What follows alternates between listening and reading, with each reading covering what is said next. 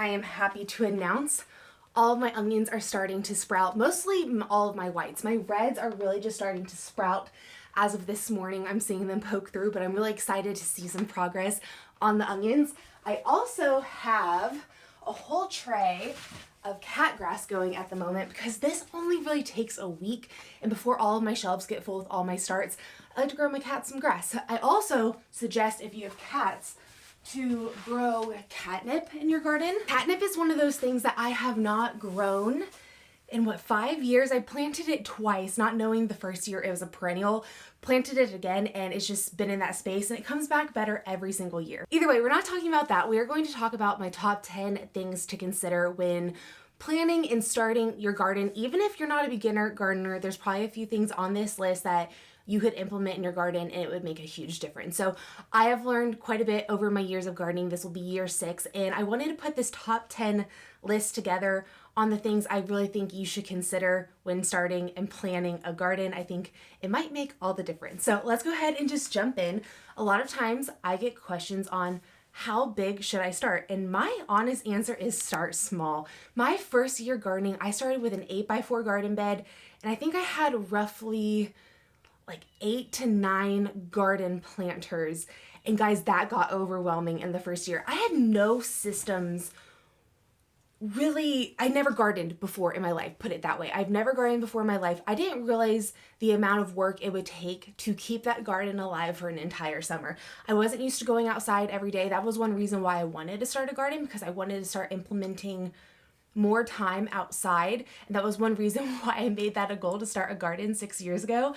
But I had no idea what I was really getting myself into. And even with starting small, I still got overwhelmed. But I didn't go big enough where I think I would scare myself into doing it a second year. So that's where I see a lot of people go a little bit too big their first year. They're like, wow, this is just so not for me. And they get very, very overwhelmed. Starting small, even if you get overwhelmed, I think you're able to kind of get over it and be like, all right, let's try again the next year. I wiped my hands clean in August the first year. I was like, you know what?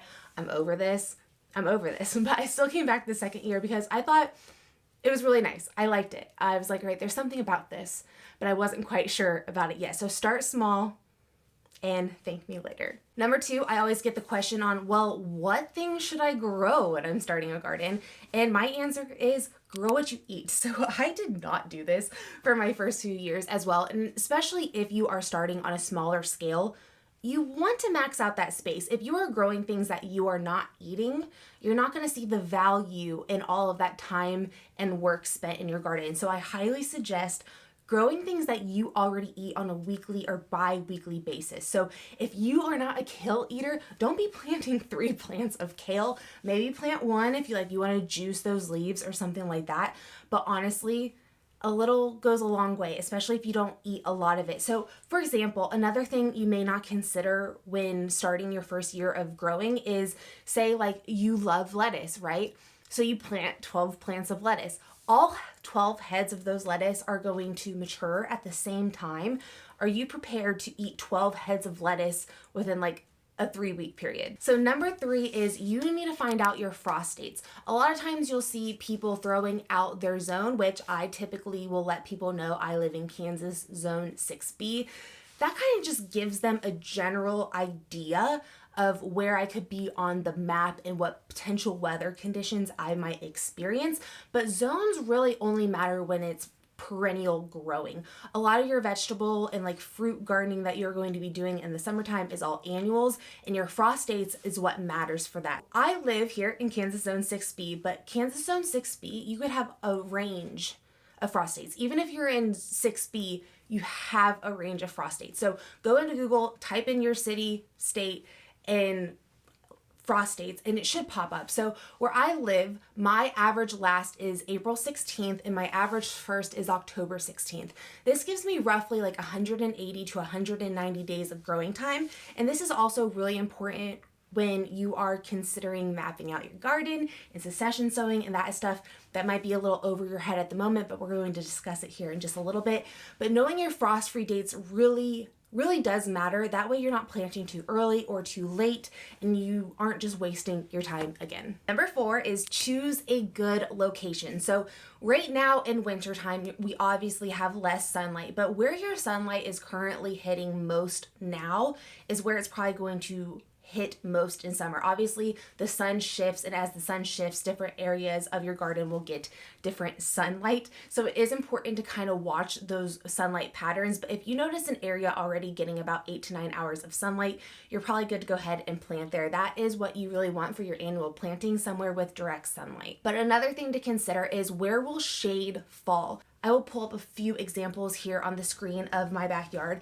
I have a large maple tree in my backyard. And by the time like mid to late summer happens, the sun shifts in the sky just a little bit too much where I can't really do a second planting in that area. Whatever's in that area already needs to be established by the time like late summer hits, because that area just gets a little bit too shaded toward the end of the growing season to be able to do a second wave in that area. And that was something I really didn't know for years, because I also didn't add that area until, was it year 3, year 4, end of year 3, I think we added that area.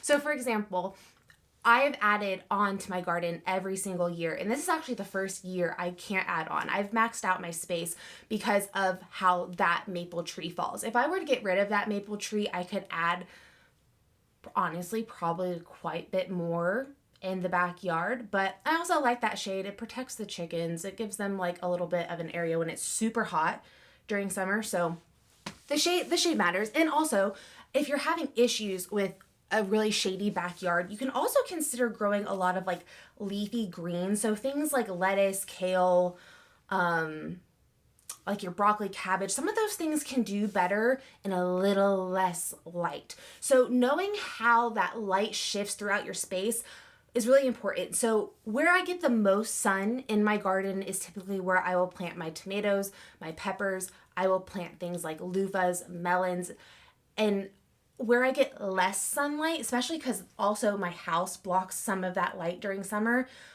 I will plant more of those like leafy greens, more tendery flowers, stuff like that. So watch the sunlight and consider where shade falls, and that will be a good idea of where to start your garden. All right, so number 5 is map out and plan your garden. So I have done this for about 4 years now, and I swear by mapping out your garden, because you can just really visualize exactly where things are going to live, where you might have extra room, when things will be harvested, etc. So this is actually the first year I drew out my entire plan, because this is my first year with an iPad. And I must say, I always use graph paper, and I have like this like little graph chart on Procreate that I've been using for my plans. So if you have followed me since last year I made like a cardboard cutout. I will map, or I will link the video up here. So what I did this year was I took a photo of that, which there was like pieces missing. I like taped it and I had it stuck on this wall. And by the end of it, it was just a complete mess. But it at least gave me guidance, because when you are mapping and planning out your garden, I was kind of crazy about this, and I went and measured out my entire garden 2 years ago, because I really wanted to see exactly how much I could max out in that space, and I could only do that if I had exact measurements. So that is why I have like a full-blown scaled drawing. My drawings were not this crazy until I did my full-blown like renovation, 2 years ago now? But either way, what I did is I took that photo. On Procreate, you actually have like all of these layers. So I was able to map out my whole first and second planting, and I'm able to just click on my first planting. So you can see here, I have all of my onions, I have my garlic, I have my trellises, I have my tomatoes. All of that is completely mapped out. But the moment I want to see all of my second planting, what I can do, let's see, are you on the screen? I can go up here, I can unclick my first plantings, and I can click my second plantings. And now I have my second planting. I highly loved this system compared to last year. Last year when I made my cardboard little cutout, it honestly was just kind of a pain, and it took way longer than this because I would make mistakes and then I'd have to like redraw everything out. I've erased this so many times and started new and rearranged things, and I'm so excited about the layout for this year's garden. I personally have never liked any of those like garden planning apps. I don't think you can get a lot of customization on that, and personally, you can just do a lot better with some graph paper. Like even if you're not like mapping out a garden like this and you know you have 2 to 3 8x4 garden beds, draw an 8x4 on some graph paper. You do not have to do a whole map like this, but at least drawing like an 8x4 garden bed and like mapping out the spacing of your plants will just give you a better idea of exactly how much you can fit into one garden bed. And then what I also like to do is I like to see when things will be harvested out. So for example, here in this area here, this map, all of this for me will be harvested mid-June. So when I go over here and I unclick those layers and I go to my second plantings, you will see, there we go.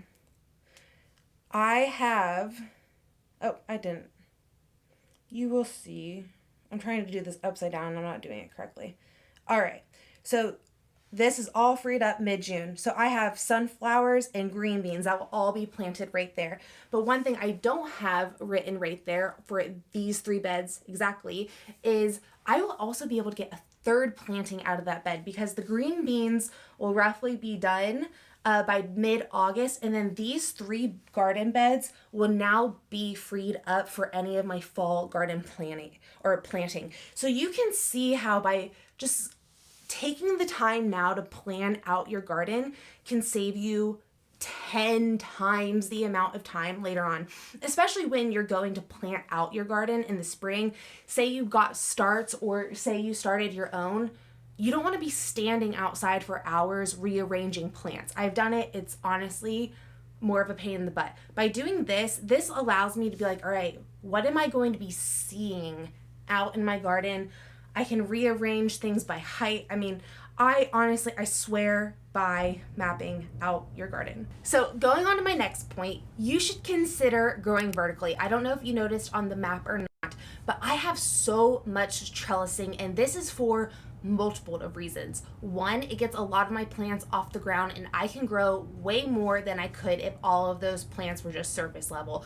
A lot of those vining crops need that space to be able to vine, and by getting those vines off the ground, you're able to grow quite a bit more. 2, which is my main reason for growing vertical, it gives me so much more added privacy in the summer. So I obviously am in a backyard city setting.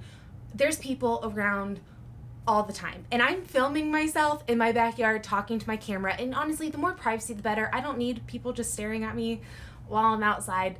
I've had it happen. So I like to have just a lot of height. It just brings a whole other element to the garden by adding so much vertical space. It just draws your eye to so much more that's around, and I think it's more visually appealing. I think it's more fairy-esque, and it just makes my imagination go wild, and I love vertical growing. I have a short form video that I'm pretty sure I have on here on how to make like an easy panel trellis. I know through obviously we've had crazy price increases on everything through the years. They used to cost me like $35-ish to be able to make one of those. I'm sure it's like closer to $45-50 now, but either way, for a trellis, that's still pretty cheap. And you can get everything at Tractor Supply if you have one, or like probably your local feed store. Number 7 is honestly probably my favorite hack, and I've done this every single year. Luckily enough, my husband worked for a landscaper at some time, and we learned this little tidbit of information before I even started a garden, and it is find like a good compost or dirt company in your area. Call them, see if they do deliveries and sell their compost. If you're able to get a truckload of compost and it's a reliable source, you can save money. You're not hauling so many bags of dirt multiple times, and you would have to buy so many bags of dirt to be able to fill multiple garden beds. So when I did my whole reset of my garden, I had 12 cubic yards of soil delivered, And I think that costed me just under $700. And that was with delivery. And that was a lot of dirt. That was a lot of dirt. So it might sound like a lot, but that was a lot of dirt. So I typically get like 3 or 4 cubic yards, and that's like a $250, $300 order. I will be doing an order here probably like February, March, so I can top my beds just with a new layer of compost. I typically do that every year. But that is my little like hack. You should try to find a soil company nearby because it will save you some money. It might not sound like it, but it will. Number 8 is mulch. Okay, so I didn't mulch for years. I did not understand the importance of making sure the ground was covered. So if you have exposed dirt, that sunlight is just going to dry out that soil so bad. It's not going to hold that water well, and especially if you have hot conditions. So even in Kansas, we have very windy and hot conditions, and those two combined can really dry out my soil fast. So mulching is like a game changer. When I started mulching, I really started to notice a difference in the strength of my plants. It was great. So I love mulching. You'll notice I mulch everywhere. I love mulching. I use something called Easy Straw. Make sure whatever straw you buy is seed free. There are a few brands out there that aren't, unfortunately. But yeah, mulching is game changer. Even before I bought mulch, I would just use grass clippings. My husband would just mow, and I would use grass clippings. I've used leaves before.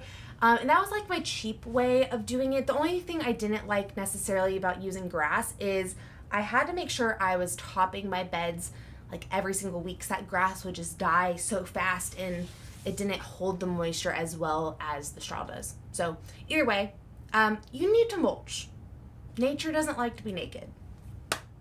All right, so number 9 is get the most out of your space with succession sowing. So back to like my map and how I showed you guys how I was going to get 2 to 3 rounds of planting out of one garden bed. That is succession sowing. So I always have like my handful of seeds that I can direct sow at any point. So even if you only have 50 to 60 days of your growing season left, that's another reason why knowing your frost-free dates is important.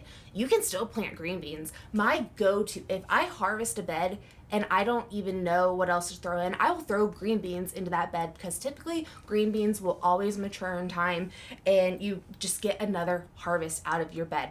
So keep that in mind. Really plan on succession sowing. You want to get the most value out of your space and your time. And if you're only doing one planting of things, your garden will typically probably be done by August. And for a lot of us, there's still a lot of growing time there. So consider succession sowing, plan out your garden, figure out when things will be technically harvested. So one thing I like to do for that is, again, just do a quick Google search. When in doubt, Google. Seriously, I will just type in how many days till full maturity for Roma, blah, blah, blah. It will typically say like 75 to 90 days. That will be when the plant will be fully producing fruit at that point.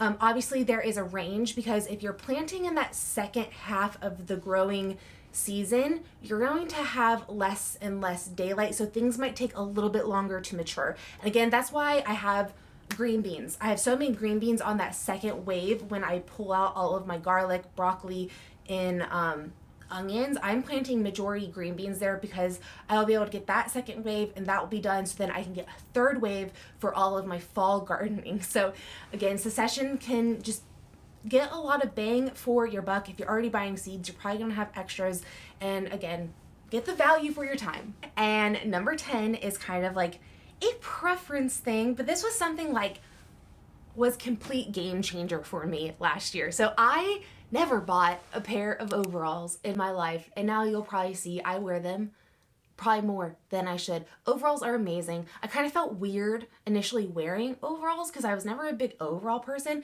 I was like, I don't know if these are for me. But then I started gardening in overalls. Game changer. So I was telling my sister this. She's like, but why? I'm like, right, so you're cleaning your house, right? You know how annoying it is to constantly be pulling up your leggings when you're cleaning? Imagine when you're gardening and your hands are dirty.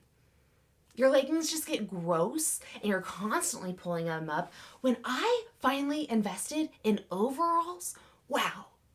I was like, This is so comfortable. Like, how did I not have a pair of overalls for 5 years while I was gardening? Complete game changer. Seriously. And that is why I put it on my top 10 list, because it's one of those things that has literally been a life changer for me. I personally have 2 pairs of Patagonias and I really like them. I love them, actually. I wouldn't say like, I love them. Get yourself some overalls. Especially if you're moving soil. Oh my God, yeah, especially if you're moving soil. Game changer. But with that being said, if this is your first year starting a garden, don't be too hard on yourself. This is going to be like my little extra tidbit, number 11 bonus tip. Don't be too hard on yourself.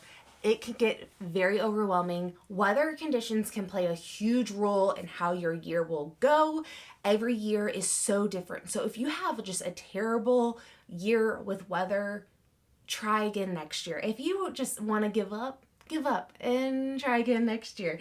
Every year is so different. And honestly, I don't feel like I personally found my groove with gardening until about, I would say I started to feel it year 3, but it was like year 4 or 5. This is year 6 for me. So the last 2 years, I finally felt more comfortable. I finally learned enough where I didn't feel like so overwhelmed with information. Those first few years of gardening, you are going to constantly feel like you just are like, wow. And then the next year, so many more things will pop up. Every year is so much learning. And once you learn, every gardener is constantly learning. Gardening is just very humbling. So don't be too hard on yourself. It can be very overwhelming and it can be very upsetting. Oh, so I'll leave you on this note. My very first year gardening, guys, I started all of my plants from seeds, right? I got them all planted out. The next day, we had a hailstorm that literally killed all of my plants. So I was like, do I give up now? I didn't give up then. I ended up direct sowing everything and I ended up still being able to get quite a bit from that garden that first year. But let me tell you how discouraging that was when I started everything from seed and I was doing those seedlings for months and then they literally all got killed the next day by a fluke hailstorm because, Kansas has some crazy weather. Knock on wood. Where's some wood at? We have not had a hailstorm like that since. I always worry because, hail is one of those things you can't predict. And I live in Tornado Alley, as what they call it. So we have some unpredictable weather. But either way, guys, I hope you enjoyed my little top 10 on things you should consider when planning and starting your garden. I hope it helped you out. Either way, I think that's all for today. And I will see you guys all next week. Bye.